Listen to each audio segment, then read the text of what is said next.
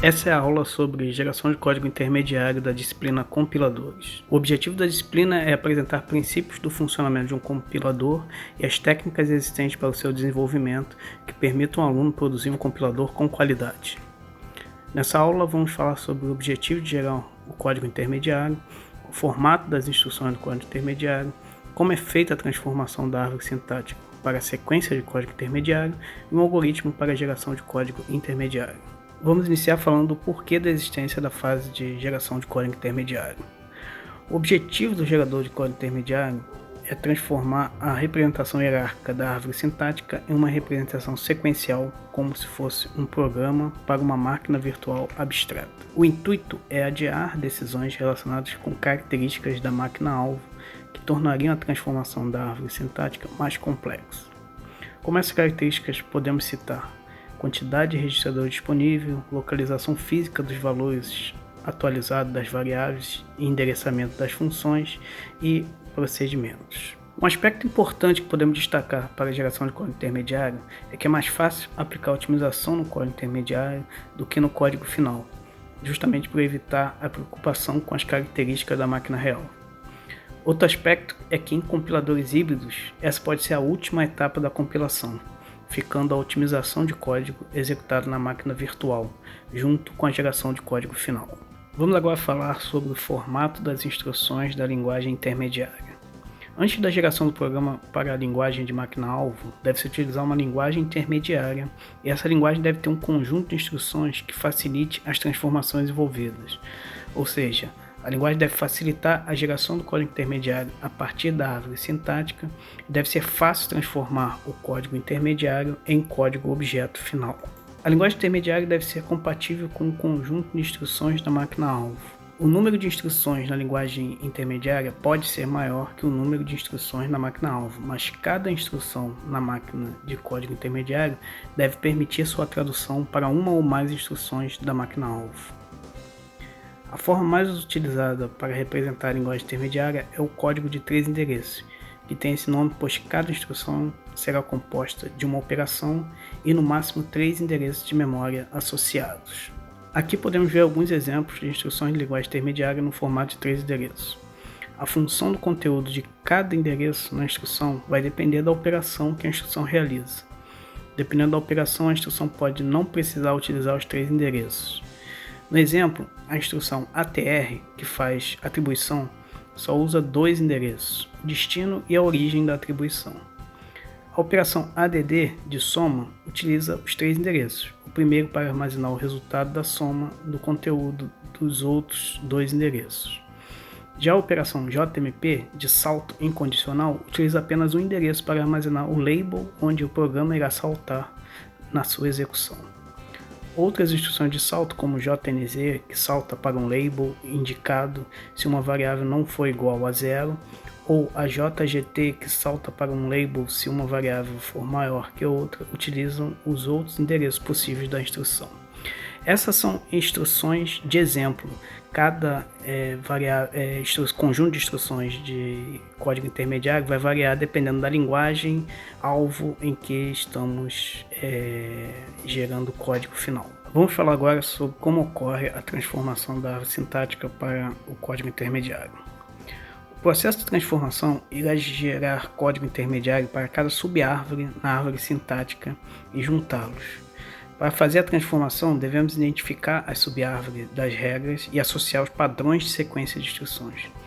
Nem toda subárvore irá gerar instruções, assim não terá padrão associado. Cada tipo de subárvore vai usar instruções com características diferentes. Por exemplo, subárvores de declaração vão reservar espaço de armazenamento para variáveis e parâmetros. Subárvores de comandos vão criar labels para identificarem destinos para instruções de salto. E subárvores de expressão irão usar variáveis temporárias para armazenar seus resultados. Para exemplificar o processo de transformação, vamos considerar as seguintes regras para demonstrar a associação de padrões de instruções. Devemos então definir um padrão de sequência de instrução que as regras devem gerar.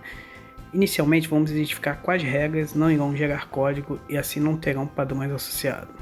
Para as outras regras, vamos então definir os padrões. A regra expressão leva em parâmetro operador expressão, irá gerar uma instrução onde a operação vai depender do operador usado na regra.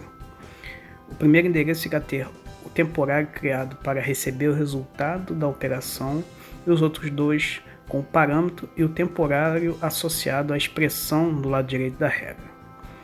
A regra ESP leva em param irá gerar uma instrução de atribuição, onde o temporário criado para receber o resultado recebe o valor de param. A regra comando leva para id recebe expressão irá gerar uma instrução de atribuição, onde o identificador irá receber o temporário associado ao resultado da expressão. Podemos ver então um exemplo de como ficariam as instruções para o trecho de código A recebe B mais C mais D. Nesse caso serão usadas as regras mostradas aqui. Como não podemos ter uma instrução que faça a operação de somar 3 elementos, temos que dividir em 2 operações de soma. O primeiro somando C com D, e a segunda somando o resultado da primeira soma com B. Dessa forma, precisamos armazenar o resultado da primeira soma em uma variável temporária para poder utilizarmos esse valor na segunda soma. No final, criamos uma instrução de atribuição do resultado da soma em A.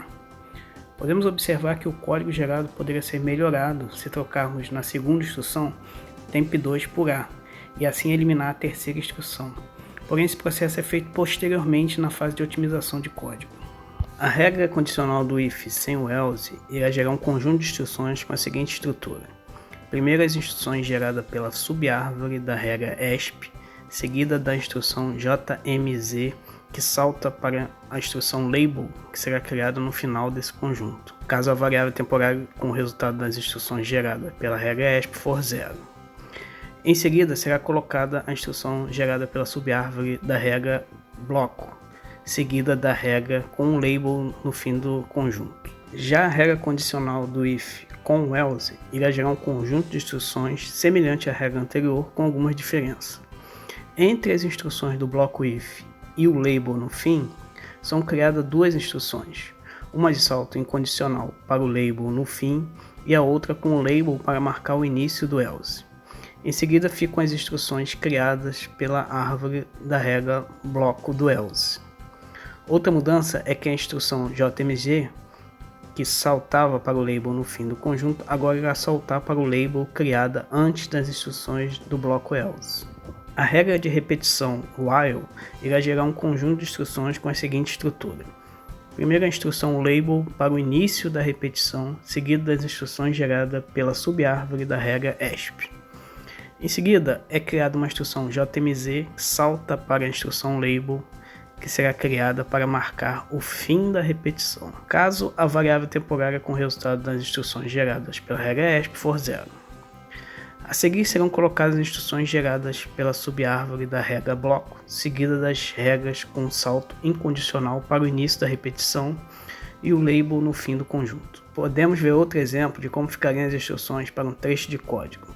As regras usadas são mostradas aqui.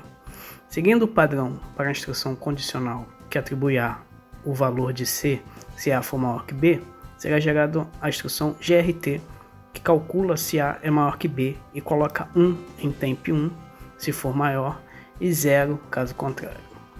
A seguir podemos usar as instruções que salta para o label 1 se temp1 tiver valor 0, pulando assim as instruções de atribuição.